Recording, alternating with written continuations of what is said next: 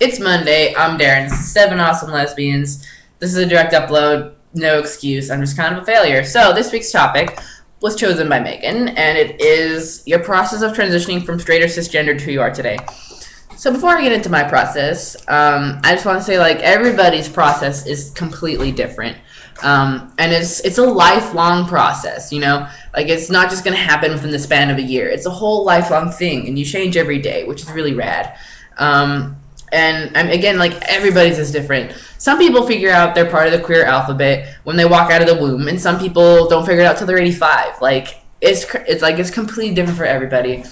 And it's really cool, and everyone's story is different and awesome. So that's pretty rad. So as for me, what parts of me changed from straight cisgender to today? I have a completely different primary hormone. That's different. I'm a lot more confident now. I definitely am. I've definitely noticed that. Now that I got secure in my identity of being trans, and I know that, a lot more confident, steadily getting more outgoing, which is good because I've always been really laconic, but definitely getting steadily more outspoken and more outgoing. Yeah, so those are the really major things, I think. And what stayed the same, the core of me is still the same person, you know. And your first thoughts that you might be queer in whatever form. Really, it was in kindergarten when I realized that I wasn't, like, a normal boy. Because up until then, I just thought I was a boy. Like, I didn't know any better. Like, I only ever played with my brother and our babysitter's son. Like, that was it. I just thought I was one of the boys. And then in kindergarten, the teacher split, like, girls on this side, boys on this side. And that's when I kind of was like, wait, like, something's not right here. Like, what is happening? So that was the first thought that I can remember. Did you ever second guess that you were trans? Yes. I wandered back and forth between genderqueer and trans like 10 times. That was back in the Carter days. Yeah, I mean, really it was, I mean, I've always known that I wasn't cisgendered female. That was really obvious to me. But I kind of didn't want to let go of genderqueer because I felt like that was safer.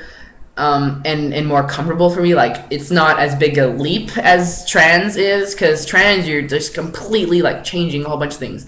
And genderqueer, you don't always change a whole bunch of things if you're genderqueer. So it felt safer to me. So I wasn't really in a headspace where I could really look at myself and accept myself as trans. So I just I didn't want to let go of genderqueer for a while there. So definitely second guess myself for a few times. When and how did you know for sure? There's no real, like, pinpoint where I knew that I could like this happened and that's when I knew.